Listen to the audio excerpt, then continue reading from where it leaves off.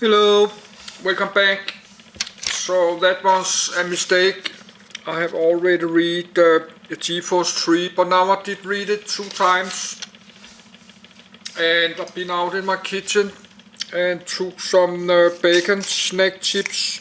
So I will make a little bit noise when I'm eating.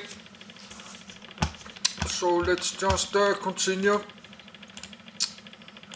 GeForce 4 Series. Nvidia GeForce 4 Series GeForce 4 logo.png.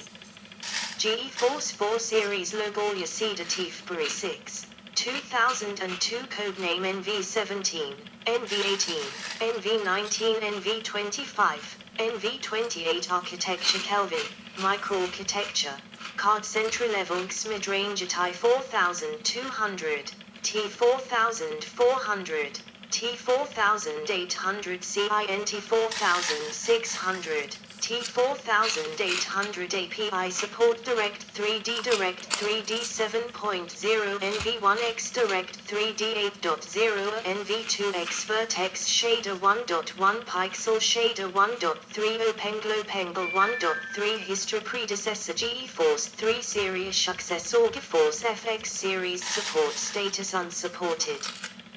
The GeForce 4 Series, code names below, refers to the fourth generation of GeForce branded graphics processing units, GPUs, manufactured by Nvidia. There are two different GeForce 4 families, the high-performance T family, and the budget MX family. The MX family spawned a mostly identical GeForce 4 Go, NV17M, family for the laptop market. All three families were announced in early 2002. Members within each family were differentiated by core and memory clock speeds. In late 2002, there was an attempt to form a fourth family, also for the laptop market, the only member of it being the GeForce 4 4200 Go, NV28M, which was derived from the T-line. GeForce 4T. Architecture.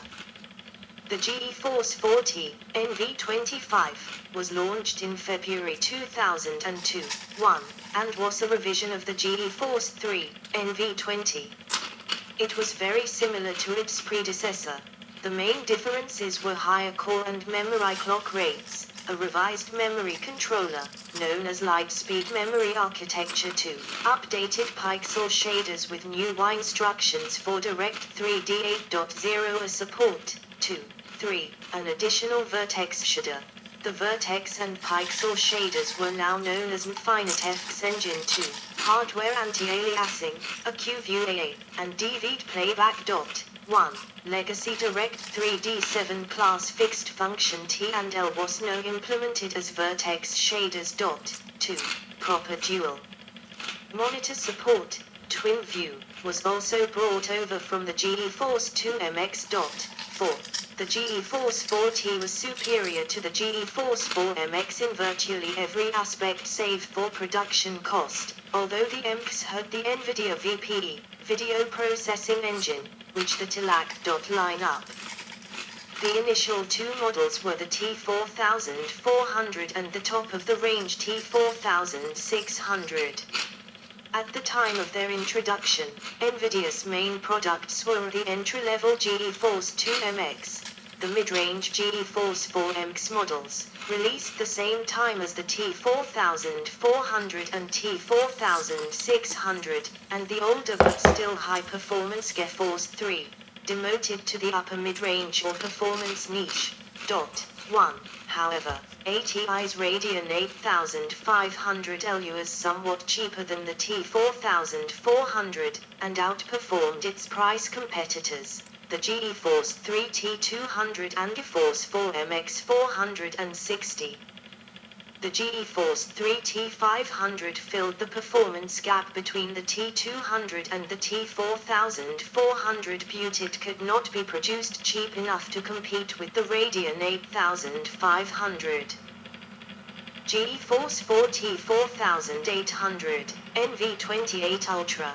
GPU Albatron GeForce 4T4800 GeForce 4T4600 Mac. In consequence, Nvidia rolled out a slightly cheaper model, the T4200.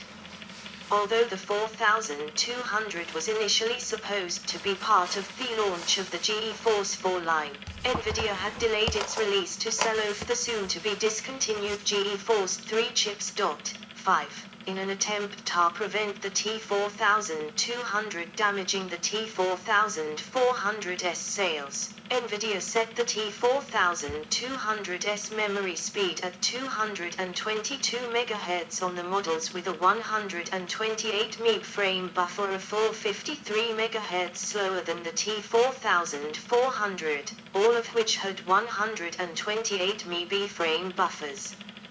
Models with a 64 MB frame buffer were set to 250 MHz memory speed. This tactic didn't work, however, for two reasons. Firstly, the T4400 was perceived as being not good enough for those who wanted top performance, who preferred the T4600, nor those who wanted good value for money, who typically chose the T4200, causing the T4400 to be pointless middle ground of the two. Furthermore, some graphics card makers simply ignored Nvidia's guidelines for the T4200, and set the memory speed at 250 MHz on the 128 MB models anyway. Then in late 2002, the NV25 core was replaced by the NV28 core, which differed only by addition of AGP8X support. The T4200 with AGP8X support was based on this chip, and sold as the T4200-8X. A T4800 SE replaced the T4400, and a T4800 replaced the T4600 respectively when the 8X AGP NV28 core was introduced on these. 6. 7.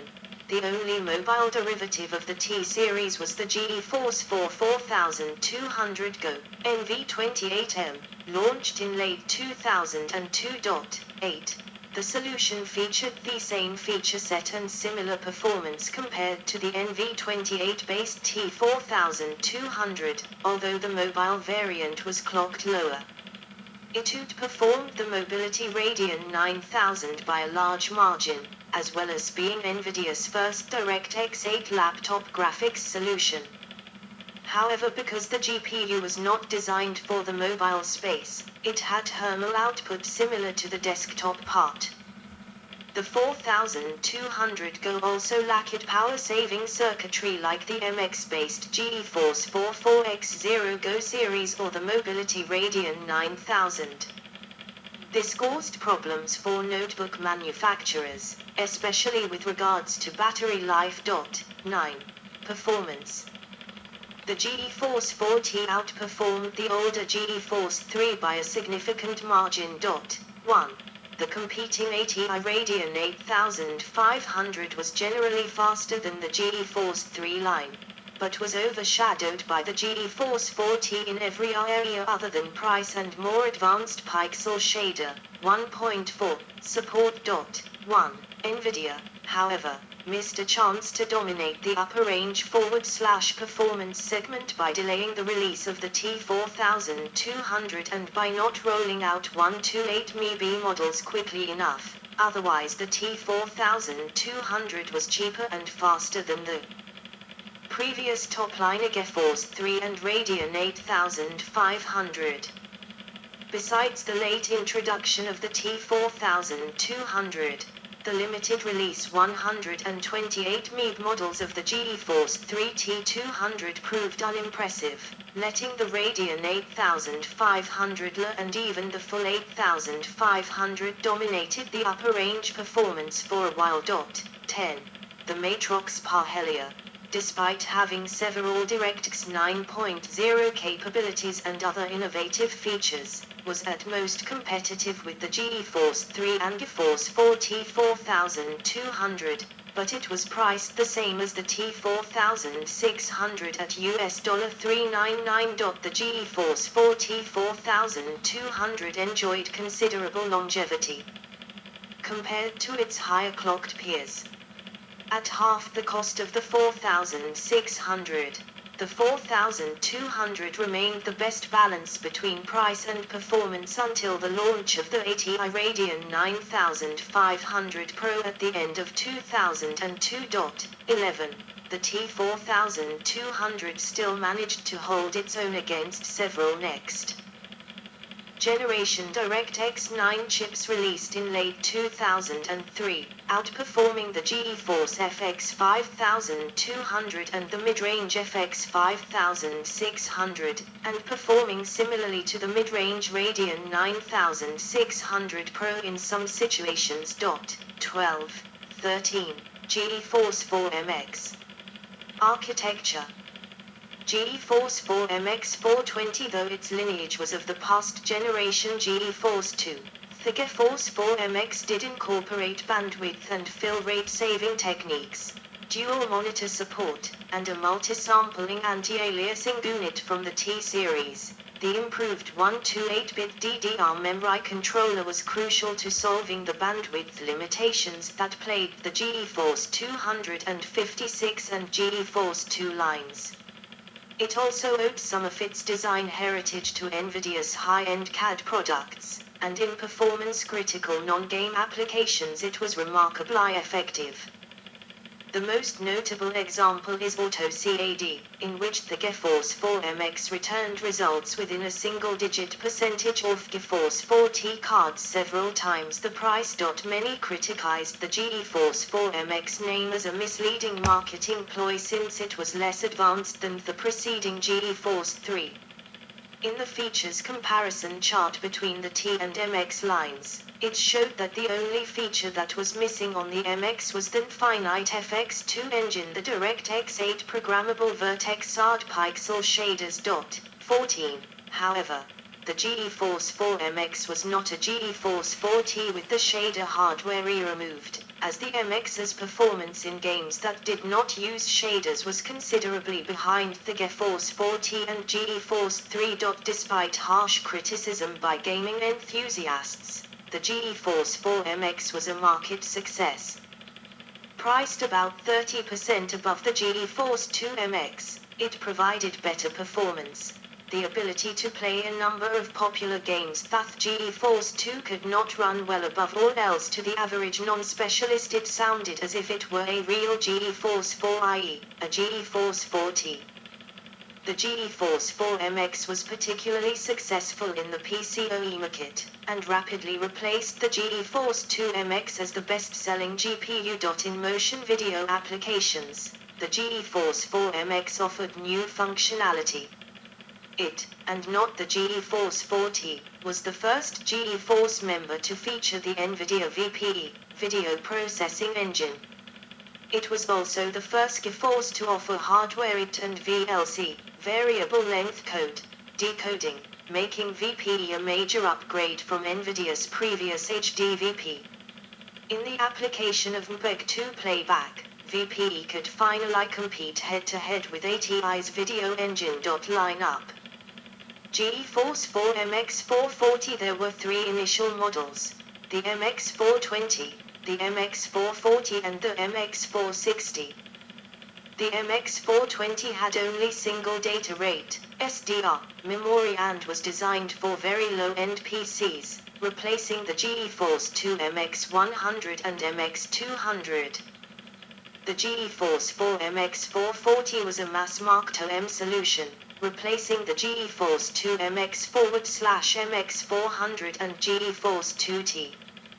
The GeForce 4 MX 460 was initially meant to slot in between the MX 440 and the T4400, but the late addition of the T4200 to the line at a very similar price point, combined with the existing GeForce 3 T200 and ATI's Radeon 8500/9100, which were also similarly priced, prevented the MX460 from ever being truly competitive, and the model soon faded away. In terms of 3D performance, the MX420 performed only slightly better than the GeForce 2 MX400 and below the GeForce 2 GTS.